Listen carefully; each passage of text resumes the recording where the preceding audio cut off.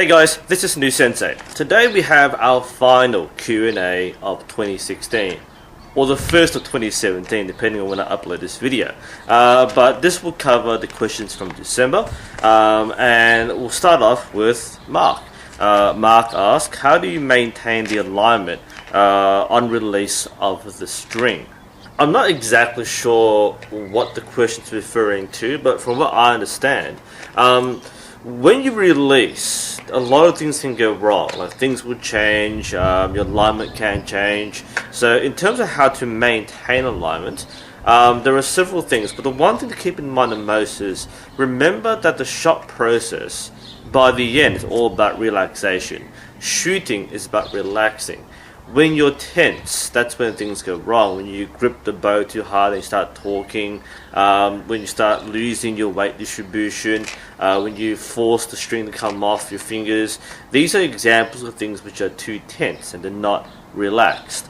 So by keeping in mind the fundamentals of grip, stance, that can help keep your alignment. But remember that at the point of release, everything relaxes. Your fingers on your drawing hand relax. The hand in front of you, if you're using a sling especially, also relaxes. So there's no twitching, there's no clutching. That can help maintain your alignment on your release. I hope that answers the question. Lubos asks, what are the most common injuries and how do you prevent them, as well as some tips on finger protection. I've already covered a video on archery injuries, but just to go over quickly, apart from string snaps, which aren't that bad, they look horrible, but they aren't that bad, the most common injury, and probably the most dangerous one, are the shoulders, by far. Archery is generally a very safe sport. It's not very physical, so you're not going to get a concussion from archery. That'd be really weird. But the shoulders are probably the most vulnerable, and both shoulders, the drawing shoulder and the bow shoulder, have vulnerabilities. The drawing shoulder is often caused by, both shoulders have injuries caused by improper technique and heavy draw weights. The drawing shoulder, I'm right-handed, so my drawing shoulder, often that can be damaged if you use the shoulder too much in the draw process. You're meant to use your back muscles through the draw and load onto your back muscles. And if you don't do that, then you find that this softer, smaller muscle doesn't take the load as well as your big muscle.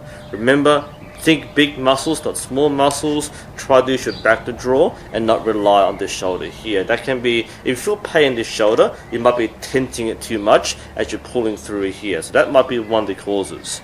The bow shoulder is often caused by high draw weights and again, improper technique. So often the shoulder might pop up. Now, we spot this a lot in beginners, and people when they shoot for the first time, you always tell people drop your shoulder, like put it down lower, lower, lower, and every time they come up and up and up, and we push back down and down and down. Every instructor knows this happens.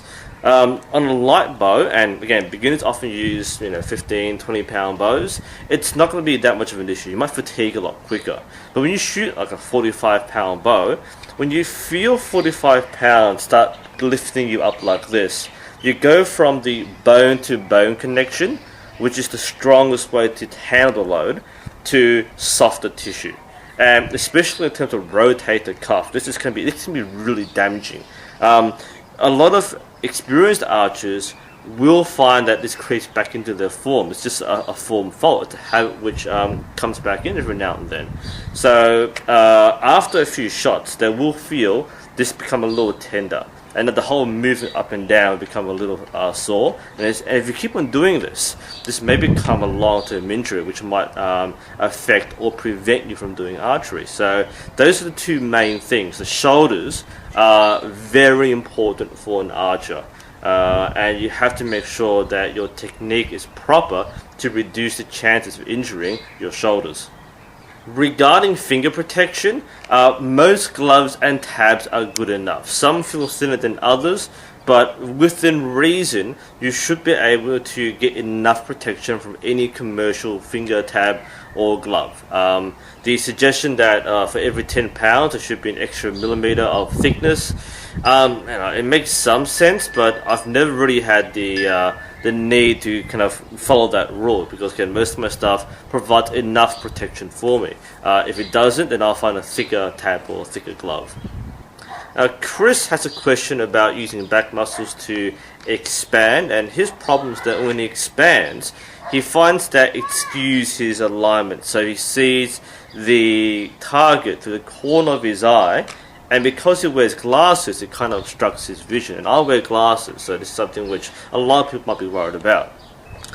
Firstly, I don't have problems shooting with glasses. I know some people do. I don't. The main problem, if I have one with glasses, is when I shoot my bare bow and I anchor higher, I tend to smack my glasses when I draw. That's quite common with certain bare bow shooters or compound shooters. Because you tend to anchor a little higher, your draw pattern might cut across your glasses frames. It might smack here. So you can avoid that, of course. For the most part, you can draw lower and avoid the frame, but if you draw high, like Olympic style, you might find that you cut across your lenses or your frame. So that can be a little annoying, but easily avoidable. Regarding Chris's problem, that's interesting. Unless you wear glasses, it's really hard to relate to this, and luckily I do wear glasses. The problem is, let's say I'm shooting towards the target, that's right there. Your head is often aligned to a point where you're looking kind of like, your head is diagonal and you're looking this way. So you see this focus. And when you expand, I'm imagining back tension, you're going, just that subtle expansion. Things get thrown off out of line just a bit here. And what happens is that as I look straight towards the target, in my direct line of sight, I can only see the target through the corner of my eye, and my frame gets in the way. I can still see the target, by the way, but I know what you mean by this part of your corner of your eye getting in the way. Again, there are a couple of ways around this. One is to think about getting thinner frames. I'm not sure what glasses you wear. I wear very thin frame glasses. If you've got thick frames, that might actually obstruct your vision when you get to that point in your release. Also think about the way you position your glasses on your face as well. If it's too low or too high, you might find, actually, my glasses slipped just before, and when I get my glasses down on my nose, a little lower, I find that, I can't see that target. That's completely off. So if I lift my glasses up a little higher, I don't have that problem. I have perfect vision and field of view from this corner of my eye. So that may be a consideration, is the style of frame that you wear, as well as where you place your glasses on your face. And often your glasses will slip down. You know how glasses are, like that. So that might actually be a cause for your problem. The second thing to keep in mind is when you expand, there shouldn't be that much movement. You shouldn't be going and then everything moves out of line. I know on the point of expansion, the point of release, that you may find that things get a little blurry and you kind of like lose it. Try not to expand that much. That might be the cause, is you're over-expanding, and that means things are out of alignment. You don't need that much expansion, so that could be a cause. Again, I'm not sure exactly what the problem is, but those are the things I would touch on. Over-expansion and the style and position of your frames. Question from Vaughan. He has two daughters who shoot sighted compound and they want to try recurve. So should he get a bare bow for his kids, or should he get a beginner kit with stabilizers? This isn't really a professional question. I guess this is a matter of what you think your kids will like. I guess there are two trains of thought here. The first one is that you buy bare bows and then you add things if they feel like they want to shoot sighted freestyle recurve. The other train of thought is you buy the whole kit, and if they don't like using it, then just don't put them on. So both ways work. Being a logical and practical person, if I have two kits and I'm not sure, I'll buy one bare bow and one full kit, and we can kind of swap parts, and if one of them likes one style more than the other, then that's great. If they both like one style, then we switch both to that one style. So if budget is a factor, then just think about bare bow first and add to it. Otherwise, you know what, take the risk. I think with archery, you have to be willing to spend some money, and if you don't, and you're just really scratching together what you can, then you find your options are very limited, and you stress out a bit more about what you're getting. But yeah, that's my idea. Again, you know your kids better, and I can't really judge whether you should start bare bow or freestyle. Stuart has observed that he can feel a certain lateral tension across his fingers when he's releasing, and he's asking, can experienced archers really feel that they're about to pluck the string? We definitely know the pluck after we do it. This is significant because a lot of beginners don't recognize what a pluck feels like. So when you're coming back in and you do a kind of a bad shot and it goes and hits somewhere else, then that is something which, as an experienced shooter, you can recognize what a good shot is and a bad shot is. You feel it. But often it's post-shot, not pre-shot. Can we recognize a pluck or bad release before it happens? Typically no. Just because a pluck or a bad release is a mistake, we can't recognize the signs till after we do it. Usually, we kind of overthink it, we consciously pull it, and then we go, oh yeah, I shouldn't have done that. That's more likely the case where you diagnose the problem after you do it. It's not something where you can really recognize beforehand, and if you're thinking about it, you might actually cause the problem rather than avoid it. So for the most part, I guess if you think really hard about it, you can recognize it. But a lot of the shot process is about relaxation and subconscious thought, so you try not to think about it, and it probably won't happen. Can I recognize, or can experienced archers recognize when you're being too tense? Yeah, you can. Again, but it might take a shot to recognize that, oh, this is a problem now, I need to relax. So hopefully that answers the question. It's quite a good one. But no, I can't go, I'm about to pluck, therefore I won't. It doesn't really work that way. It's more about, if it doesn't feel right, it could be anything, the shot process. If it doesn't feel right, I'm going to restart. Nigel asks, as a freestyle shooter, can you use a high anchor point, like the corner of the mouth? The answer is yes, you can. There's no reason why you can't do so, but there are many reasons why you should be using a low anchor. The point of the lower anchor is to give you a better alignment. The second advantage is that you can often shoot longer distances with the lower anchor because there's a greater gap in your arrows angled upwards. So shooting higher might actually limit your effective range, and it might make starting a little harder. Now, if you find it easier to reference using the corner of your mouth, that's okay. Again, this is your style of shooting, so I'm not going to say you can't do that. But I would encourage you to actually try to work on the lower anchor, because that might be more effective for you. You might find, again, the range is important, and you might find it's easy to get the same reference points. Again, I think the higher anchor has more advantages when shooting bare bow because it's more, it's close to your eye, and therefore there's less gap. But I find that the high anchor can be very easy to pivot and not draw to the right place each time, unless you hit your tooth or something. But it's very hard to do so with sight. Can it be done? Yes. But I would probably encourage you more to go towards developing your low anchor rather than sticking with your high anchor. But again, your margin will vary, so pick what works for you. Next question, two different people, but very similar question from Mark and Billy. The questions combined are, have you tried traditional archery, and do you intend to do so in the future? And Billy asked, is there a big bare bow scene in Australia, and do you intend to shoot bare bow? To answer both these questions, look, I've touched on some trad, but it's not my main style. Would I like to do it? Yes. I'm assuming trad is in like traditional bare bow. If you're talking about like primitive or horse bows, then I would also love to do these, but they're not a focus for me in the near future. If I do it, it's going to be a fun thing, but I'm not going to seriously train for it. For the bare bow question, the bare bow scene in Australia isn't that big. There's probably a handful of people in every competition that do bare bow, but it's not a very big classification or discipline that people shoot. Some do it, some really love it and swear by it, but it's probably again very sparsely populated. Would I do it? Yeah, of course I would do it at some point. I want to do all styles of archery at some point in my career. That means yes, eventually I'll shoot compound. It sounds weird, but hey, in the future, if I want to become a coach, like a level 2 coach, I have to learn how to tune the compound.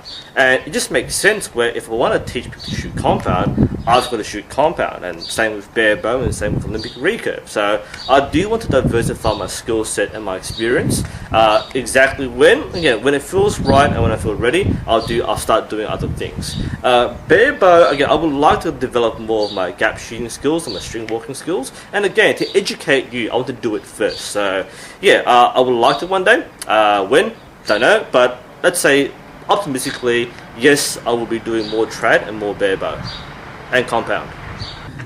Nick doesn't actually have a question here, but it's observed that when shooting with 4 feathers, arrows level out faster, but also slow down more. Well, yeah, that's actually true. The people can shoot with 4 fletchers. People shoot mostly with 3, but 4 can be done.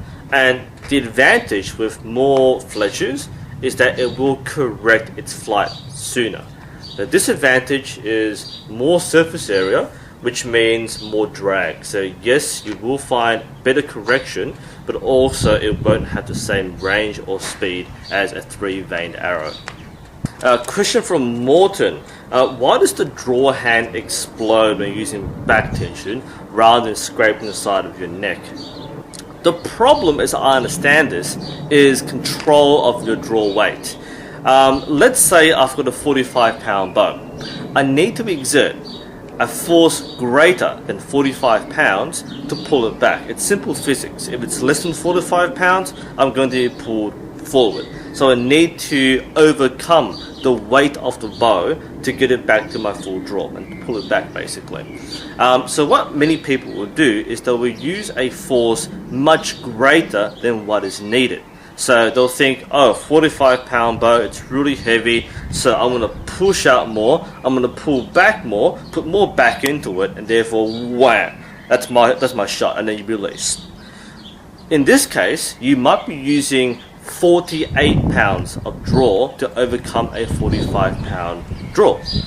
What then happens is when you release, that excess energy results in a much more explosive release. And this is what you often see with people shooting heavy bows. Big 50-pound bow, you pull it back and then you have this whoosh, wham like that. It's a very explosive release as Morton identified. Even with beginners shooting a 15-pound bow, they still might find they go whoop, like that. It's just excessive. And it's because they haven't yet developed a fine control of the energy needed to pull it back. So what ends up happening is as you become more comfortable in your draw weight, you develop more control. You start going from too much power to just enough, because you don't need excessive power to pull the string back. You just need to overcome the weight of the bow. So rather than using 48 pounds of force to pull it back, it might be 46 pounds of force. That's a much tighter control, and therefore there's less excess energy in your release. And again, the really experienced archers will use just enough. It might be, instead of 46 pounds, might be 45.5 pounds. Just enough to get it back, and the draw doesn't change. You're still shooting and releasing fine, but you have more finesse.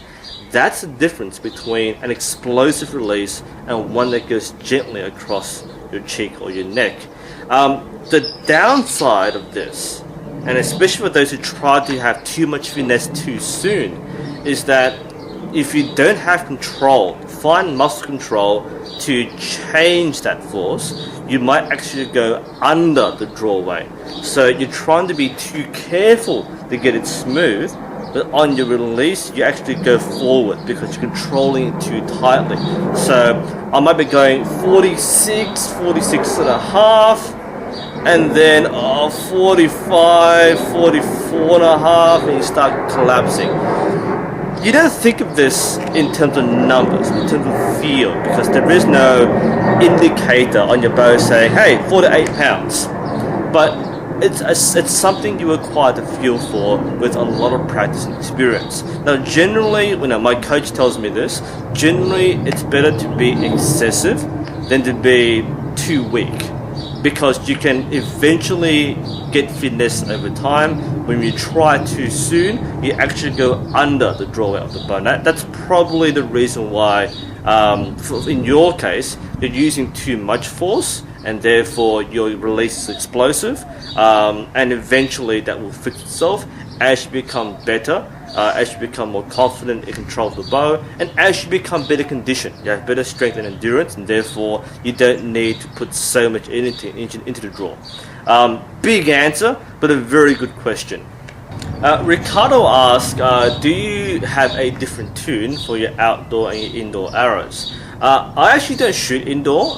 When I do practice at close range, I use the same arrows for my outdoor tune.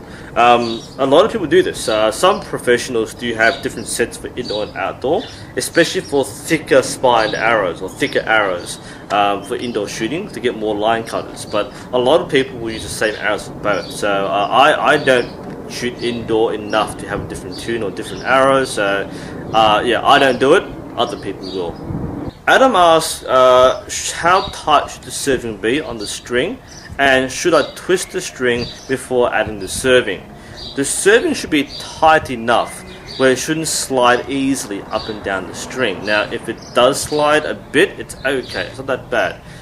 But if it really comes loose, like it unravels on the string, that's way too loose. So keep it tight enough where you can't move it, or it takes a lot of effort to move it. The second question for twisting the string, keep the string untwisted, then add serving. You don't need to twist the string before adding serving. Jerry has a couple of questions. The first question is about tips on how to get your string picture alignment right. And the second one is about how to get your clicker length properly measured. For the string picture, the thing to watch out for is making sure that your setup and your pre-draw position is consistent. Often with people who shoot, they'll have a very dynamic movement, things like very high draws or very high starting positions. They might rotate around and swing. The key is, no matter what method you use, your setup position should allow you to be on target by the time you reach full draw. And it might be start high, dip low, hold, and then you stabilize on target. So that process has to be consistent. You need to practice that. If you find that when you draw and your sight is somewhere else and your string picture looks different, then you need to address your physical alignment. The position of your head, your hips, your elbow, your arm, even your grip. Because again, one of the things with string picture is you might find you're torquing the bow. You're actually canting it, but you don't realize it because you're focused on the target. Especially if you have like a sight ring, it's round for the most part. You don't recognize that, oh hang on, it's actually tilted. And often many archers have a natural cant. And if every shot's like that, then that's great, but often it's a creep. You don't realize that you're starting to go this way or that way. So do watch out for these things. Otherwise, just do make sure the string's in the same place. But in how to get there, it's everything combined. Your physical alignment, plus the way you draw, plus your way you anchor. Even, of course, the anchor point can switch as well. So all these things will affect your string picture alignment. For the clicker, the question is more about, are you meant to use the average of your draws to determine clicker length, or do you use a different method? And it's actually a bit of both. It's really easy to diagnose what the problem is here. Generally, people will recommend that your drawing should be consistent before you use a clicker, which makes some sense. But once you have enough consistency, then we can introduce a clicker. Now, exactly what length it is, we can easily mark out, right? So you draw it back, and then you mark where it should be. So we can test it out right away.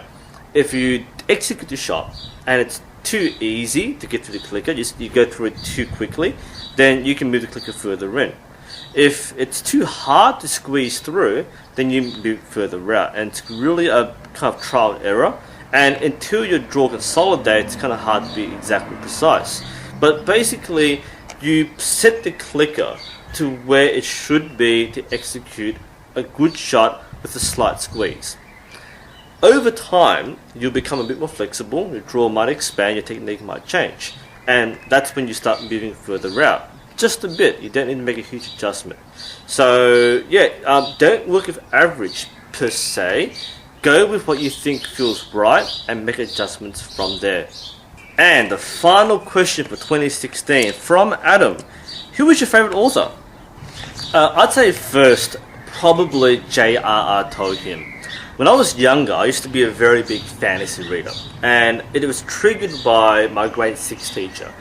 He read The Hobbit to us as a class. Every day, he put our heads down, he would read a few pages of The Hobbit. I remember so clearly the adventures of Bilbo Baggins, who lived in a hole, and the adventures of the dwarves, and Gandalf the Wizard, and Smaug the Dragon. It just, now the film is out, I just can't let go of my childhood memory of my teacher reading it. So that inspired me to read The Lord of the Rings in Year 7.